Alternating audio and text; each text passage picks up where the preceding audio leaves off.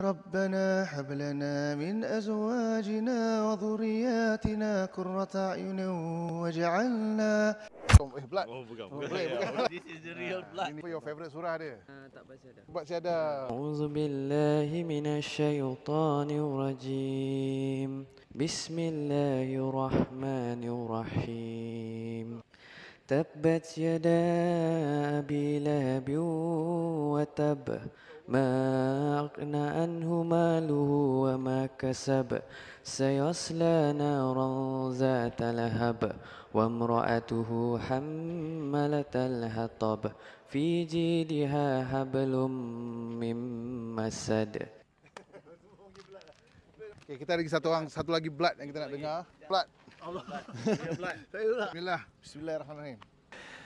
وكان الله غفورا رحيما ومن تاب وعمل صالحا فإنه يتوب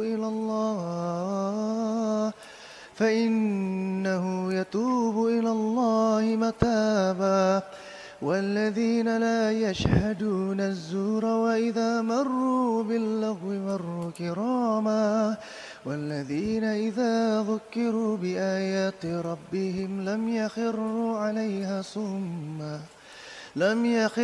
عليها صما وعميانا والذين يقولون ربنا هب لنا من أزواجنا وذرياتنا قرة أعين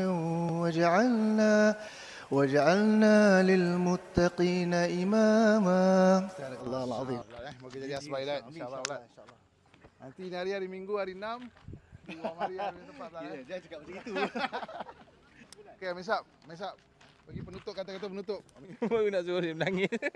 InsyaAllah. So, Alhamdulillah. Selesai 3 hari, Allah tempatkan kita di tempat yang baik-baik bersama dengan orang yang baik-baik untuk menjadi orang yang lebih baik. Asbab dengan perkara yang kita buat hari ni, usaha yang kecil ni, yang lari-lari, seronok-seronok, main-main. Allah jumpa dengan adik-adik sini. Umur berapa? 10 tahun. 10 tahun. Duduk sini berapa lama dah? Duduk sini setahun baru. Setahun? Oh, insya-Allah kan. Terima kasih. Adik ni lah yang tolong kita. Kan nampak macam ni tapi dada ni penuh dengan Quran. Kalau nak dibandingkan saya dengan dia, ni lagi mulia sebab dia penuh dengan Quran ni. Jadi insya-Allah kita belajar-belajar. Rindu mak? Rindu mak? Rindu ayah? Rindu. Mana-mana nangis? Nangis. Allah, tangisan tu insya-Allah dia akan jadi penawar di akhirat nanti. Okey?